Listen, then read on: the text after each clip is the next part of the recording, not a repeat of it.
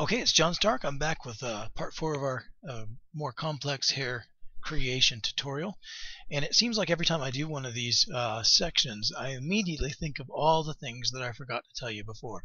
And sometimes they pop up while I'm in my sleep. So I'm going to quickly just jump back just for a minute before we begin the hair creation and talk about a few things that I should have said before, but I honestly didn't. And I even wrote them down in the notepad so I wouldn't forget. One is the offset, and this is going to apply to a number of different things, but let me just bring back up that I actually had closed this out, and so I had to reopen it in its own little animation. But this is the animation that I had showed you in the last section, which is simply straight hair. Actually, I guess it was the section 2, but it's simply straight hair as far as the guide hairs, but we've got the shader in place that makes it curl. And while this is decent enough, we could get away with it mostly. If you wanted to take this approach for a real simple way of just adding volume to hair, I don't know why it's suddenly so slow. I guess when I hover my mouse over it, it just wants to slow down. But if you wanted to take this approach, there's a couple of things you can do to help it. Even if you've got hair falling through the face, there are a couple of things you can do to offset that hair so that it doesn't fall through the face quite as much.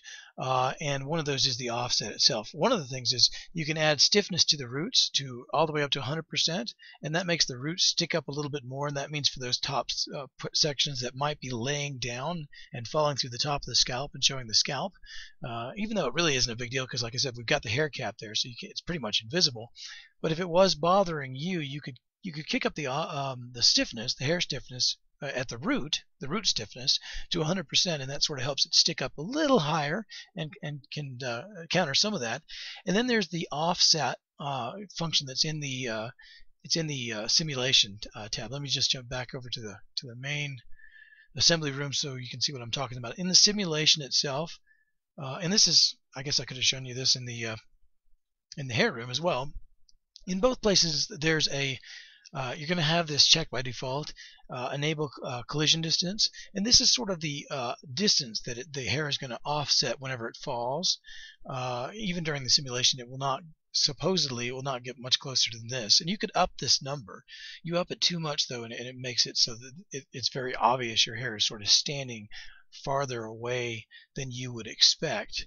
But a little bit of a nudge wouldn't be too noticeable, and if you had some big curls that were sort of very obviously going through her cheek or her eyebrow or something like that, you could kick up the offset enough to make it so that was not the case. It wasn't really bashing through the skull or passing through the skull with those loose hairs due to that collision distance being upped.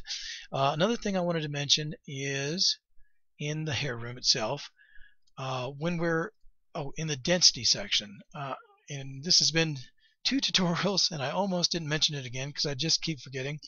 In the Dynamics tab, you may wonder what this density section is here that's set at 1. What this is this does not change the density of your actual hair, meaning it won't add more hairs and it won't make the hairs thicker. You can do that, of course, in different sections. This is all just for the simulation. This whole tab is nothing but the simulation and how the hair is reacting during the simulation. So what this does is it's a multiplier by the number of hairs in your scene, and it will treat the way that it moves as if it's denser. So it doesn't have anything to do with changing the actual number of hairs that are rendered or that are in the scene. It just has to do with changing the physics of the way that the hair moves and sways. If right now it's at a multiplier of 1, so if I had 5,000 hairs in my scene, then it would only multiply that by 1, and it would act like there's only 5,000 hairs in the swaying motions and what have you. If we kicked it up to 2, then it would treat it for purposes of a physical object and the way it moved in the world during the simulation. It would treat it as if there were 10,000. Now I played with this quite a bit, and at first I wasn't sure it was working because I kicked it up to 2 and then I kicked it up to 3 and even 4 times the amount, and I really didn't see any real difference in the way it animated or moved. I had to kick it up to somewhere around 24 times the amount of hair. If we kick this up so that we had a 5,000 count hair and we were kicking it up times, I think 24 gets us up to like 140,000 or something like that. It's really, maybe it's 160,000. You can do the math on that on your own time, but you will see a slight difference. It becomes just more weighty and more sluggish. It just doesn't quite move quite as fast, but it really doesn't have a huge effect on things. And because of the fact that you're not really increasing the hair count, and you really have to go to a high multiplier to even see any visual a difference. I'm not sure that it's necessary to play with that too much. I thought at first that this would be a really neat cheat, another way of saying, well, I'm only going to render this out with a simulation of 5,000 hairs, and it won't slow down my simulation or my render times because I've only got 5,000 hairs that the camera is rendering, but it'll just magically make it look like there's 100,000 hairs there by this density multiplier. But it doesn't really work that way. It's all just about the motion of the hair. And if you kind of think about it, there shouldn't be that much difference between 5,000 hairs and 100,000 hairs swaying around. I saw a Brain Games not long ago where they were, you've probably seen that experiment where, or someone has probably challenged you with a riddle of if I drop this 100-pound bowling ball and this 1-ounce feather off the top of a building, which will hit the ground first. Well, there is such thing as air dampening that will catch the feather if it's spread out. But if you were to ball it up into a little ball and drop it, weight doesn't matter. Gravity is a constant force no matter what the weight is, and so they'll hit at the same time. And when you think about it that way, it's probably not that surprising that the simulation is not a huge respecter of this density function. But you can make some subtle differences if you really up it up high. And so I do encourage you to play with it and find something that would make you happy. But just be warned that it doesn't have a huge effect on things, not unless you really kick it up very, very high. And if you kick it up too high, then it kind of starts to look a little strange because you've got this kind of thin-looking hair, because there's only whatever count you've selected, that might start acting like it's super thick and heavy. So just bear that in mind. I just wanted to make sure that I covered that because I kind of skipped over it all the way up till now.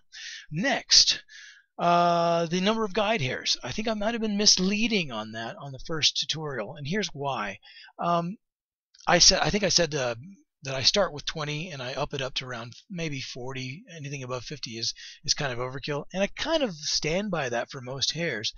But if you're getting some sort of bouncing or artifacts it's not artifacts so much, but like if you have like a big section that sort of swings around by itself, and it's kind of apparent that all the hairs are following just one guide hair, then you don't have enough guide hairs. And so you can go sort of long on guide hairs, and I don't mean lengthwise. I mean you could have a higher count than what I was saying, and you wouldn't be crazy for it. It only slows down your simulation, but it does make your simulation more realistic. So you could even have, I don't know if I would say 100 hairs, but it would slow down your simulation, not your render, and it might be worthwhile to you because the simulations aren't that long, to begin with, that if you really wanted some really precise movements and you didn't and you started to feel like maybe you just wanted to add a few more in, don't be shy about adding a few more in there because I don't think you'd be crazy if you upped it, 60, 70, even all the way to 100 if you wanted to. It won't slow your simulation down that much, but it might give that extra little push of finesse in the way that it moves, and that extra little bit of accuracy where things aren't quite clumping together. That might be just enough to push you over the edge. And like I said, when the simulation's done, the render begins. The render doesn't care how many guide hairs you've got, so the render will still fly. It's all based on the number of loose hairs that you got in the scene, and there's a number of ways what we've told you about with sort of cheating that so that you can keep it really low for really fast render times. Chief among them, of course, being that hair cap. Next, fourth, the brush tool. I know that I covered the brush tool, but there's just so much to know about this tool that there was one thing that I wanted to touch on. Let me click on it and hopefully I'll remember what it is. I talked about strength, I talked about stiffness, the collision distance. Alright, so I've been leaving this unchecked chiefly, and what this does is, but it might be useful to you, and there are some circumstances, especially when we're fine-tuning the hair, where it might make more sense to have this collision distance checked. And what this does is if you check it, it means that the hair cannot fall through the scalp. So when you're yanking hairs around, and I get pretty aggressive, especially at the outset, I just yank it. I want it over in this general section. I'm not caring about how it looks. I'm not trying to be finesse it. I'm not trying to fine tune it. I just want this over here and this over there. And you notice I've pulled it through the scalp a number of times because we can easily get it back out of the scalp with the push tool. Never forget that. Where is it? There's the push tool. But if that's not to your liking, you can certainly use the brush tool with the collision distance enabled. And if that's enabled, you will not be able to pull it closer to the skull or the mesh or whatever than 0.01 foot or whatever you raise it to if you want to give a higher offset than that. And that can be useful in some circumstances. I don't use it a lot, but I see the value in it, especially when you're sort of fine-tuning things and you're like, maybe you've got all kinds of hairs that are in the right place for you, and you're just styling a few at the front that you just sort of finishing up on, and you suddenly yank one through the scalp. It can be a real pain in the neck to try to get it back out of the scalp, without using the push tool which disrupts where your other hairs are, or the reset hair tool certainly would get you starting from scratch. And if you just don't want to mess up some of the other fine tuning you've done, and you realize you've made a mistake and yanked something through the mesh, there's a way of preventing that from happening in the first place is with the collision distance, and that might save you a little bit of heartache. So just be aware of that function as well. That's probably not the only thing I forgot to tell you, but we'll just treat it like it is. Now, let's go back into our main scene here. This is obviously she's still got the basic straight hair on here. I was sort of just playing around with it because I didn't have time last night to finish all the tutorials, and this morning while I was at work I just thought, well, I'm going to add just a little extra step more in my animation than I do here, because I've got her sort of shaking her head and the wind blowing, but I wanted that kind of tuck behind the ear thing going on there just to show you, sort of give you an idea how that's done. I'm not sure if I'm going to use it for the setup for the more complex hair here, which is what we're actually going to be building, but it's going to be similar. So looking in the main room, I've got it at the 1 second mark because I had already run the simulation, but when I go back to run the simulation with the complex hair that we're going to build, I'll reset it back to 0. But if I was to scrub through this, you'll see that she basically shakes her head back and forth several times, and then I got some directional forces. Ooh, I got some sluggish response all of a sudden. I'm not sure why. Must be running too many programs at once. Well, now let me just run back to the render room. You'll see that if I was to scrub through, you'd see that she shakes her head back several times. Then there's quite a bit of wind blowing that I've got going on here. And I didn't feel like the wind blowing was that important for assembling the sort of straight hair, because I could see what it was doing just by her shaking her head. But for something that's going to have a little bit more body to it, or a little bit more bounce to it, I thought the wind forces were really important to get a real feel for how this was going to hang, how it was going to come back to the scalp in sort of more extreme conditions, and just how it was going to behave overall, so I could really zero in on some really what I felt like were very natural or nice settings within that. So that's why I added the wind forces. It does make for a little longer animation, not hugely or anything like that. This is a more complex hairstyle, so whereas this one I probably do it in 4 minutes tops if I'm going slow to create it, and maybe another 5 to 6 minutes or higher if I set higher settings in the render room to render out an animation. This is a longer render, and it's also more complex hair. So don't be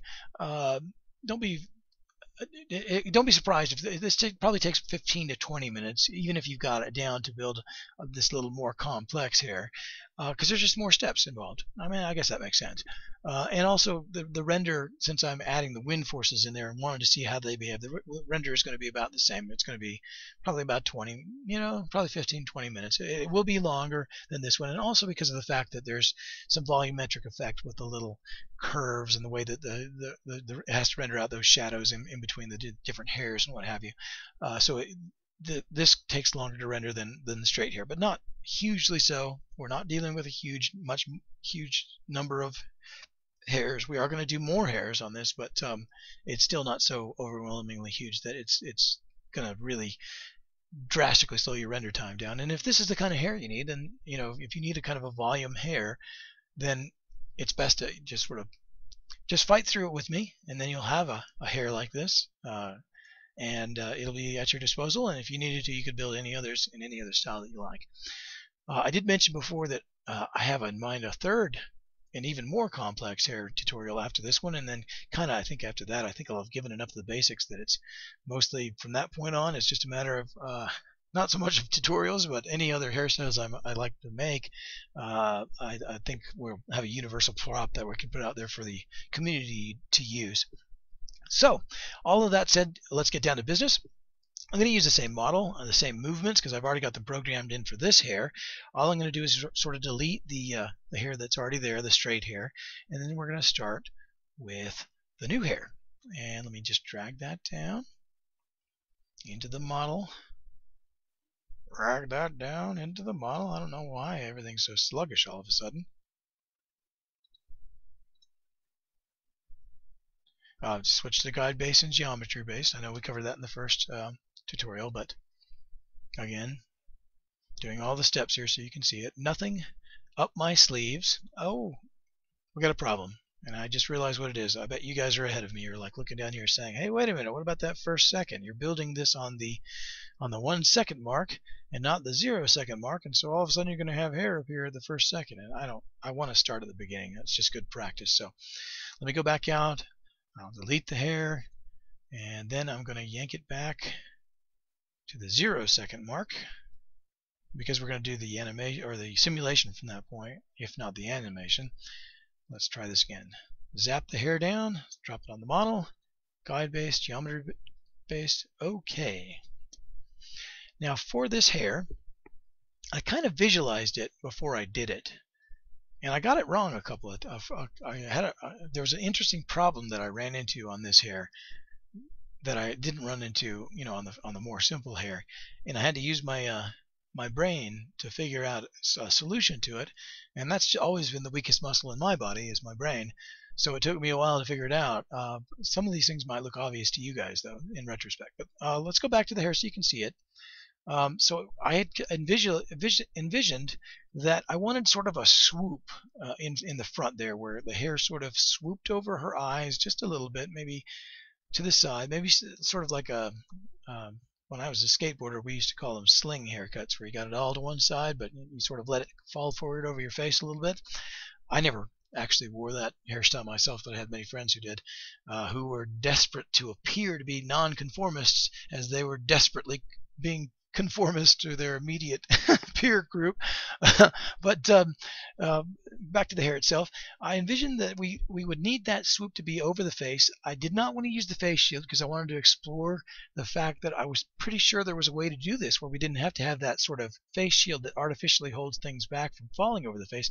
I wanted the hair to be able to cascade over the face naturally with scene movements or what have you, but yet still have a sort of a default position that it swung back to, that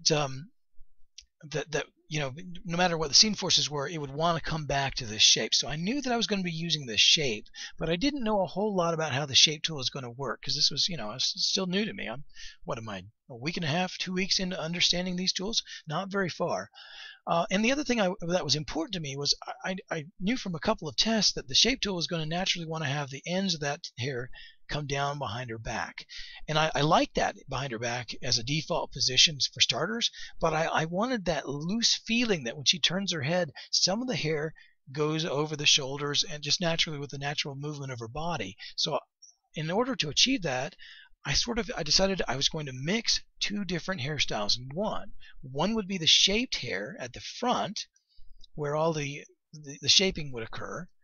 That would have this default position. And then in the back, where it really doesn't matter what the shape is, because we don't care if it's falling through the mesh any back there, because even from the back you can't tell that because you can't see the mesh. You can only see the hair.